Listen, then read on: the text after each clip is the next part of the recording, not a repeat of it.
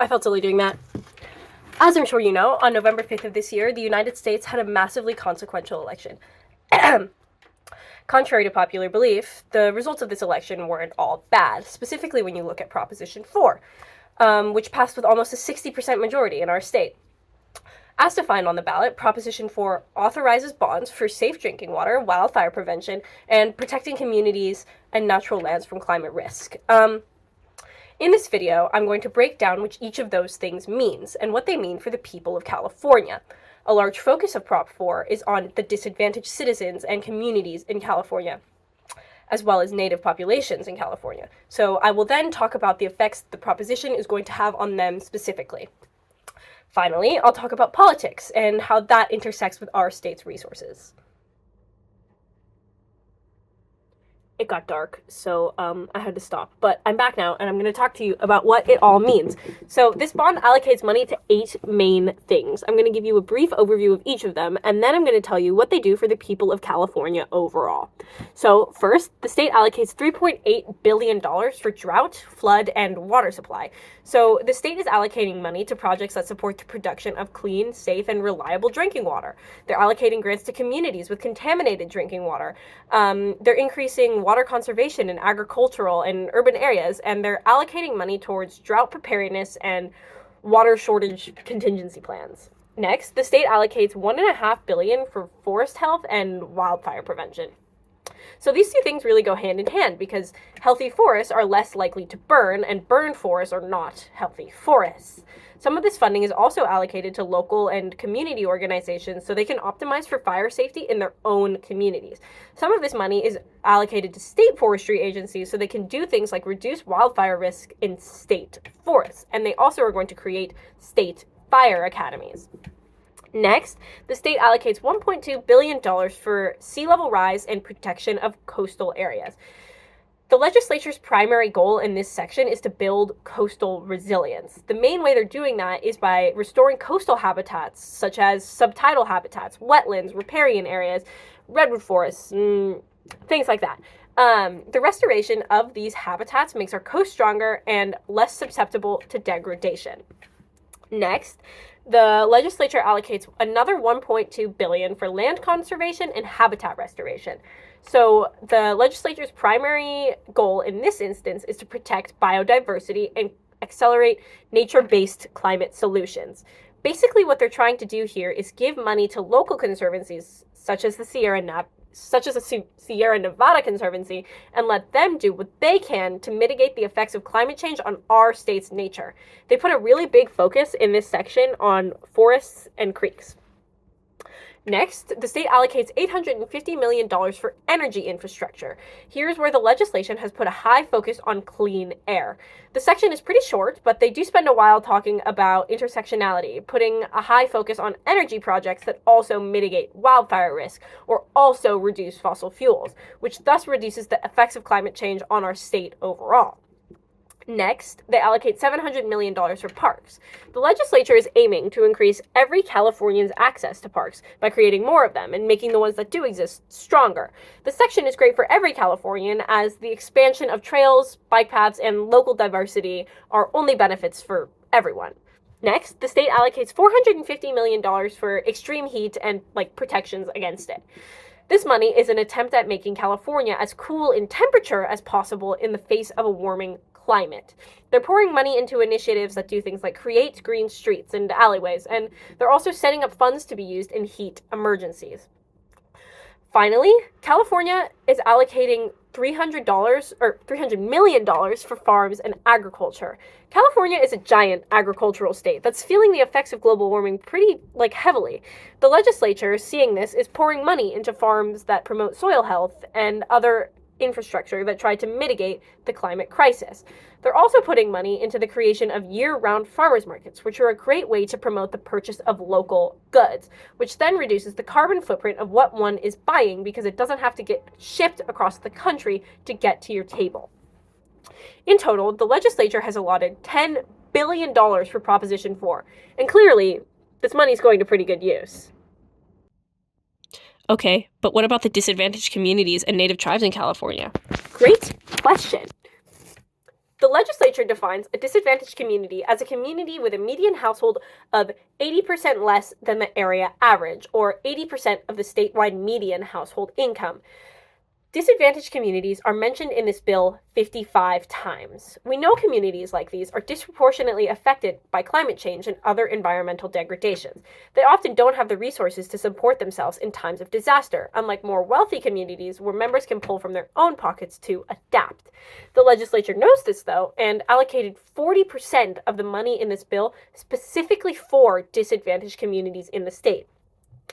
In almost every section I mentioned earlier, there is specific allotments just for disadvantaged communities in California. Some of the most notable include millions of dollars allocated to conservancies for wildfire health, but with the caveat that the money must also go to open up career pathways for individuals from disadvantaged communities, allowing for career mobilization in conservancies that Californians who may never have had that access can now have access to. Additionally, state Congress allocates a significant amount of money specifically for the education of the disadvantaged, particularly in regards to science and climate.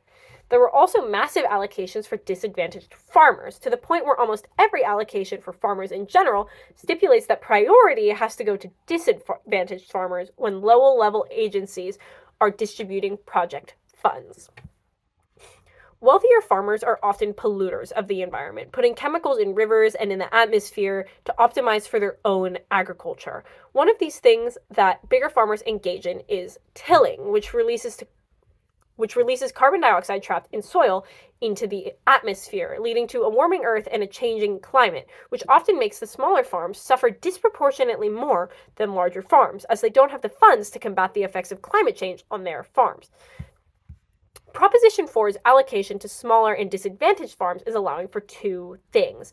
It is one, allowing for them to fight the effects of climate change on their farms, and two, it is allowing the state of California to invest in sustainable infrastructure, as the state is only giving these farms resources for sustainable measures. These farms will take this money, buy machinery that is good for the environment, and create equipment sharing networks between disadvantaged and just starting farms.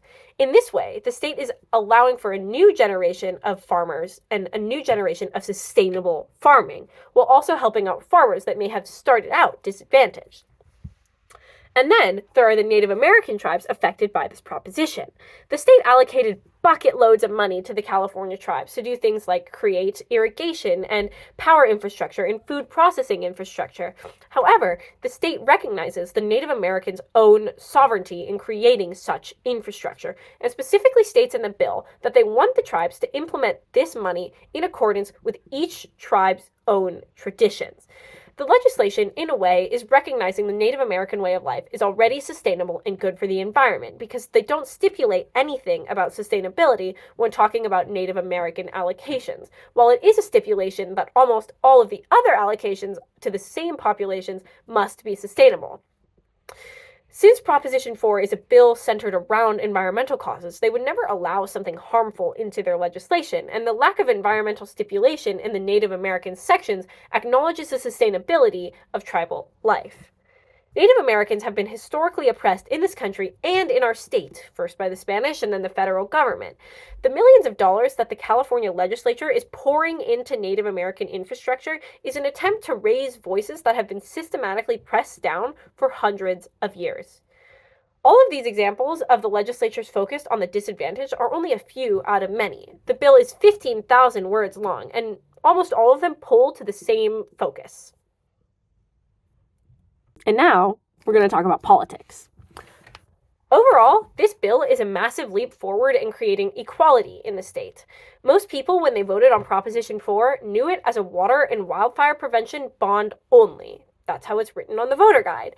And I think this speaks a lot to the culture in American politics right now. I can almost certainly guarantee that this bill would not have passed with nearly as large of a margin, or maybe not even passed at all, if the emphasis of this bill was on creating equality within the state with regards to climate, instead of on clean water and wildfire prevention.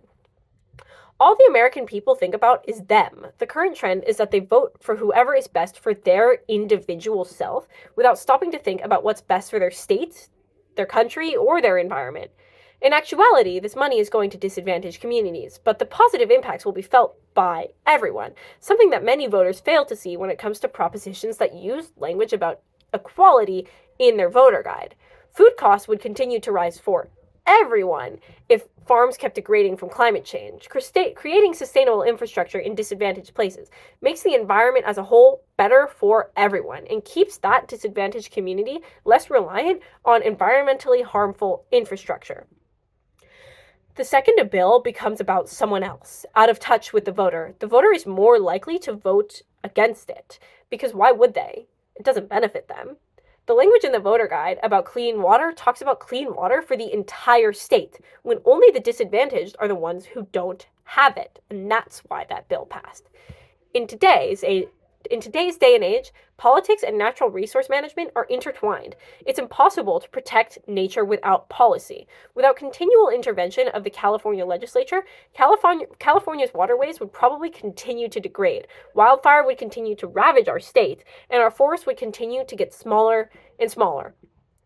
In a country where many of our states refuse to pass legislation, it is pivotal that California, its legislature, and its citizens continue to be an advocate for clean atmosphere and environment.